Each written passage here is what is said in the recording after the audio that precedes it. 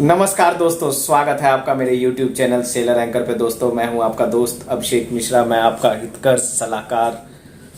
तो दोस्तों आज मैं जो बात करने वाला हूं ये जीपी रेटिंग वालों का क्या काम होता है, क्योंकि इसके पीछे मुझे काफ़ी मैसेजेस आते हैं कि सर आप इसके ऊपर एक वीडियोस बनाइए। तो आप अपना रिव्यू दीजिएगा, आपको ये वीडियो कैसी लगी, और वीडियो को लास्ट तक देखिएगा। इस वीडियो में मैं एक एक करके जीपी रेटिंग वाले का सारा काम बताऊंगा कि जीपी रेटिंग वाले को करना क्या होता है और उसका फ्यूचर स्कोप क्या है। क्या जीपी रेटिंग वाला ऑफिसर बन सकता है या नहीं बन सकता, इन सारे सवालों का जवाब आपको इस वीडियो में मिलेगा। तो गाइस बने रहिएगा इस वीडियो में मेरे साथ लास्ट टाइम तक। और जिनको ये वीडियो अच्छी लगेगी अपना रिव्यू जरूर देना। डिस्क्रिप्शन लिंक में मेरी इंस्टाग्राम की आईडी है, आप वहाँ भी अपना रिव्यू दे सकते हैं। सो गाइस मैं शुरुआत करता हूँ। सबसे पहले जीपी रेटिंग है क्या? जीपी रेटिंग है general purpose rating. General purpose rating जो होती है वो 10th बेस पे होती है। और सपोज डैट आपने जनरल पर्पस रेटिंग का कोर्स कर लिया है, 6 मंथ का कोर्स, और आपकी प्लेसमेंट भी हो गई है। तो क्या क्या आपको डॉक्यूमेंट मिलेंगे? तो नॉर्मली बेसिक 4 STCW कोर्स होते हैं, जो कि मैं पहले भी बता चुका हूँ। PSSR, FFA, EFA and PST, ये चारों कोर्स जब आप कर लेंगे तो उसके बाद ये 6 मंथ में इंक्लूडेड होता है और इसकी कोई एक्स्ट्रा फीस नहीं होती। ये जो आपका जीपी रेटिंग का कोर्स होगा सब उसी में इंक्लूड होगा। और उसके बाद उसके बिहाफ पे आपको जो आपकी 6 मंथ की ट्रेनिंग होती है उसके बिहाफ पे आपकी ट्रेनिंग कंप्लीट हो जाएगी। 6 मंथ ट्रेनिंग कंप्लीट होने के बाद आप ऑन बोर्ड जाएंगे। तो ऑन बोर्ड जाने के लिए कितना वेटिंग पीरियड होता है, कईयों को ये बहुत डाउट होता है। तो वेटिंग पीरियड की कोई लिमिट नहीं है। सम टाइम आप 1 मंथ में भी ज्वाइन कर लेते हैं, सम टाइम आप 3 मंथ में भी कर लेते हैं, सम टाइम आपको 6 मंथ भी लगेंगे, सम टाइम 9 मंथ लगेंगे। तो वो डिपेंड करता है आपके परफॉर्मेंस कैसी रही और आपकी कंपनी में कितने शिप्स हैं। सपोज डैट आप एंग्लो ईस्टर्न में हो तो उसके पास ज़्यादा शिप्स हैं। एंग्लो ईस्टर्न में वेटिंग पीरियड 3 मंथ्स है। अगर वही आप सिनर्जी वगैरह में जाते हो तो वहाँ भी 3 to 4 मंथ है। Synergy company is also very good, अभी बूमिंग अप कर रही है। फ्लीट मैनेजमेंट में भी 3-4 कंपनियां हैं और ओनरशिप में समटाइम ये 5 to 6 मंथ होती है। तो उसके बाद सपोज दैट आपने जीपी रेटिंग वगैरह कर लिए, आपके सारे डॉक्यूमेंट मिल गए। डॉक्यूमेंट मिलने के बाद आप शिप ज्वाइन कर लोगे। शिप ज्वाइन करने का क्या प्रोसीजर है? क्या टिकट का खर्चा आपको देना होता है? तो बिल्कुल नहीं, आपको 1 रुपये देने की ज़रूरत नहीं। जो भी है खर्चा है आपका प्रीसी ट्रेनिंग से है, वो भी मैंने बताया था कि लोन लेके भी वो हो जाता है। अब जैसे ही आपकी प्रीसी ट्रेनिंग हो गई, आपका सब कुछ कंप्लीट हो गया, आपको यूएस वीज़ा लगेगा। समटाइम यूएस वीज़ा कंपनी इसलिए लगवाती है, US visa class C1D visa होता है, वो कंपनी को इसलिए देना पड़ता है कि जैसे कि अगर आपका जहाज़ मान लो अमेरिका जाता है, अमेरिका के किसी पोर्ट में जैसे नॉर्फोक गया, न्यूयॉर्क गया, वहाँ पे काफ़ी सारे, चेसापिक बे गया, न्यू ऑर्लिन्स गया, ये सब यूएस पोर्ट है, तो वहाँ पे ये वीज़ा रिक्वायरमेंट है। वीज़ा की वैलिडिटी 5 ईयर होती है, क्लास C1D वीज़ा होता है। तो ये आप ज़रूर लगवा लें। जैसे ही आपकी प्रीसी ट्रेनिंग होगी ये कंपनी लगवाती है। अगर इसके पैसे आपको देने पड़ते हैं, इसकी फ़ीस है 8 या 9,000, तो वो बाद में आपको रिफ़ंड कर देती है कंपनी। तो आपकी जो पासपोर्ट है उस पर यूएस वीज़ा का एक स्टिकर लग जाता है और जो वीज़ा आपका 5 ईयर के लिए वैलिड रहता है। CDC मोस्टली आपकी 10 ईयर के लिए वैलिड रहती है एंड पासपोर्ट भी 10 ईयर के लिए वैलिड रहता है। तो आपके ये डॉक्यूमेंट्स कंप्लीट हो गए, वीज़ा वगैरह मिल गया, वीज़ा आपने लगवा लिया। उसके बाद कंपनी आपको फ़्लाइट टिकट देगी। कंपनी फ़्लाइट टिकट देगी, वो फ़्लाइट टिकट लेके आपको फ्लाई करना पड़ता है, जिसमें आपके पैसे खर्च नहीं होते। तो आप एज ए DTSM ज्वाइन करते हैं, डेक ट्रेनी सीमैन, जो पहली रैंक होती है। अभी इसमें भी लोगों को डाउट है, सर मैं OS में ज्वाइन करूँगा। तो सर मैं ट्रेनी OS में नहीं, आप किसी में नहीं ज्वाइन करेंगे। आप जो अच्छी कंपनी है वहाँ पे रैंक बनाई हुई है DTSM। ये छोटी मोटी कंपनियों में जो रैंक होते हैं वो होते हैं OS, और ये सब OS होता है बड़ी कंपनी में, लेकिन पहला रैंक जो होता है DTSM। क्योंकि आप ट्रेनिंग में हो, अभी आपको कुछ नहीं पता है जहाज़ का कि आगे का क्या हिस्सा है, पोर्ट में क्या है, स्टारबोर्ड में क्या है, आपको कहाँ जाना है, क्योंकि यहाँ पे बहुत सेफ्टी का ध्यान रखना होता है, एक्सीडेंट के बहुत चांस होते हैं।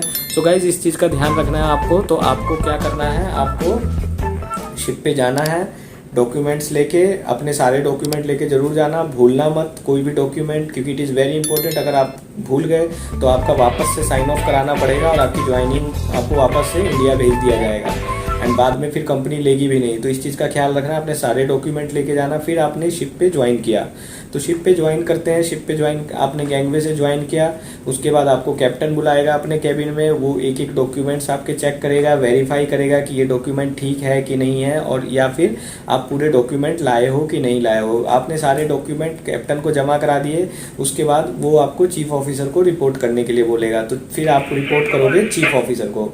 जो कि मेरी रैंक है चीफ ऑफिसर, जैसे कि जो फर्स्ट टाइम ज्वाइन करते हैं वो मुझे रिपोर्ट करते हैं, तो चीफ ऑफिसर रिपोर्ट करेगा। अब ये डिपेंड करता है आपका चीफ ऑफिसर कैसा है। कई बार बहुत बदमाश चीफ ऑफिसर होते हैं, बहुत परेशान करते हैं, काफ़ी बीच में केसेस भी हुए थे सुसाइड वगैरह के, या काफ़ी केसेस हुए थे, तो वो डिपेंड करता है, बट मोस्टली अच्छे ही मिलते हैं। तो मैं अच्छा हूँ तो होपफुली मुझे यही लगता है। हालांकि मेरी ट्रेनिंग टफ की कहानी मैं कभी आपको सुनाऊंगा, बहुत बड़ी कहानी है। तो आप शिप पर ज्वाइन किए, तो शिप पर जो फर्स्ट 15 डेज़ होता है, जो अच्छा चीफ ऑफिसर होगा वो आपको अननेसेसरी डेक पे जाने नहीं देगा, क्योंकि आपको डेक का आइडिया नहीं है। हाँ, एक चीज़ और, जब आप कंपनी में रिपोर्ट करते हैं तो कंपनी आपको ज्वाइनिंग से पहले सेफ्टी शूज़, बॉयलर सूट्स, ये सब प्रोवाइड कराती है। ये सब कंपनी को प्रोवाइड कराना पड़ता है आपकी सेफ्टी के लिए। हेलमेट आपको शिप पे मिलता है, हेलमेट कंपनी नहीं देती है, बाकी बॉयलर सूट और सेफ्टी शूज़ वगैरह कंपनी देती है। और कोल्ड वेदर के कपड़े भी शिप पे होते हैं, समटाइम कंपनीज भी देती है। फिर आप शिप पर आ गए, अपना बॉयलर सूट वगैरह पहन के रिपोर्ट करते हो, तो DTSM का जो मोस्टली वर्किंग टाइमिंग होता है वो मॉर्निंग 6 टू इवनिंग 6 होता है।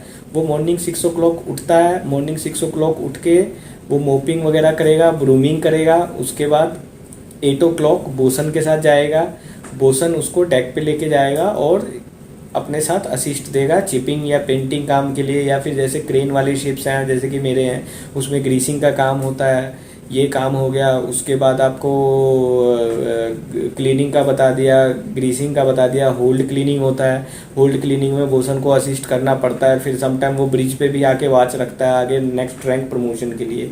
तो इस तरीके से उसके काम होते हैं। उसको ज़्यादा टफ काम नहीं दिया जाता, बट धीरे धीरे जैसे जैसे उसके दिन कंप्लीट होते हैं, 1 month 2 month 3 month, उसको थोड़ा हार्ड काम दिया जाता है सीखने के लिए, कैसे पलंजा लगाना है, किस तरीके से बोसन चेयर पे, मतलब इस तरीके से भेजा नहीं जाता है DTSM को, बट ट्रेनिंग दी जाती है।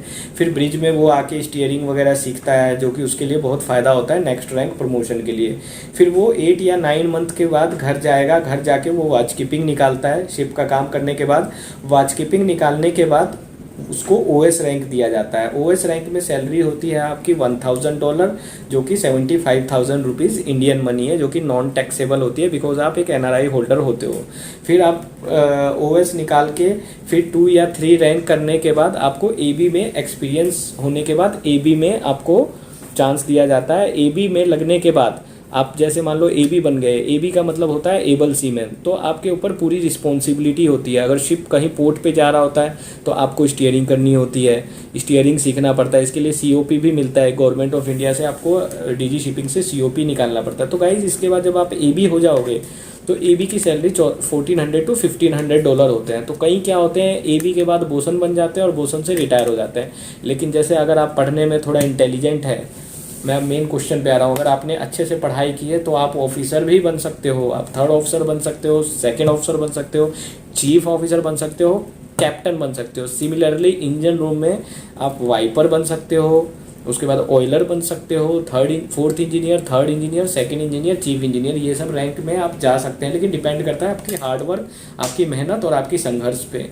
तो इसके लिए क्या करना होता है, जैसे ही आपका 36 मंथ का सी टाइम हो जाएगा, आपको इंडिया से एग्ज़ाम देना होगा NCV, जिसकी फुल फॉर्म है नियर कोस्टल वॉयजेज। तो नियर कोस्टल वॉयजेज में जो आपको COC मिलती है, सर्टिफिकेट ऑफ कॉम्पिटेंसी मिलती है 2nd मेट की, तो वो सिर्फ आप इंडियन कोस्ट के आसपास ही कर सकते हो। लेकिन जैसे कि आपको फॉरेन गोइंग शिप पकड़ने हैं, तो फॉरेन गोइंग शिप पकड़ने के लिए अगेन आपको 2nd मेट NCV रिटर्न के बाद again FG return and oral देना होगा, फिर आप फॉरेन गोइंग 2nd मेट बन सकते हो। तो आप 3rd ऑफिसर में ज्वाइन करेंगे, फिर 2nd ऑफिसर में प्रमोशन होगा, फिर आप चीफ मेट का एग्जाम देके, चीफ मेट में 2 एग्जाम होते हैं, फेज़ 1 फेज़ 2, आप चीफ ऑफिसर बन सकते हो और कैप्टन बन सकते हो। तो दोस्तों बहुत लोग पूछते हैं कि सर हम GP रेटिंग करके आगे प्रमोशन हो सकता है कि नहीं हो सकता है, क्या हम ऑफिसर बन सकते हैं नहीं बन सकते। तो दोस्तों इस सवाल का जवाब मैंने दे दिया, आप बन सकते हो। अगर आपको किसी भी तरीके का डाउट होता है मुझे बोलो, इंस्टाग्राम पे मैसेज करो, और मेरी वीडियो जो होती हैं वो काफ़ी हेल्पफुल होती हैं आप लोगों के लिए। सो गाइज इन चीज़ों का आपको ध्यान रखना है। एंड और कुछ अगर नहीं आपको समझ में आता है तो आप मुझे मैसेज करिए। अगर कोई डाउट हो, टोटल कितना खर्चा होता है, मेन स्पॉन्सरशिप है, आपको सही चैनल पे जाना है, तो डेफिनेटली आप जरूर सक्सेस होगे। सो गाइज इन चीज़ों का ध्यान रखना है। Just 1 second. Okay, very good, copy that. ये 3 and 4 का हो गया ग्रीस? Yes sir. ठीक है। अभी डिक्रूज नंबर 1 एंड 2 का रह गया ना? 1 and 2 तो नेक्स्ट 6 से 12 वाला करेगा। हाँ ठीक है, ओके। सो गाइज इन सब चीज़ों का ध्यान रखना है। अभी जैसे वॉकी टॉकी में भी रिपोर्टिंग आती रहती है, आपने ये काम किया वो काम किया। तो गाइज मेरी my best wishes always with you. Good bye, take care. मिलते हैं मेरी नेक्स्ट वीडियो में। नेक्स्ट वीडियो मेरी ईटीओ के ऊपर होगी, फिटर के ऊपर होगी, चीफ कुक के ऊपर होगी, जीएस के ऊपर होगी, क्योंकि ये लोगों की बहुत डिमांड आ रही है। सर आप हमारे ऊपर नहीं बनाते, तो डेफिनेटली यार मैं आप लोगों के लिए ही हूँ, आप लोगों का दोस्त, आप लोगों का हितकर, आप लोगों का सलाहकार, आप लोगों का भैया, आप लोगों का भाई। जो कहना है कह सकते हो। गुड बाय, टेक केयर, जय हिंद।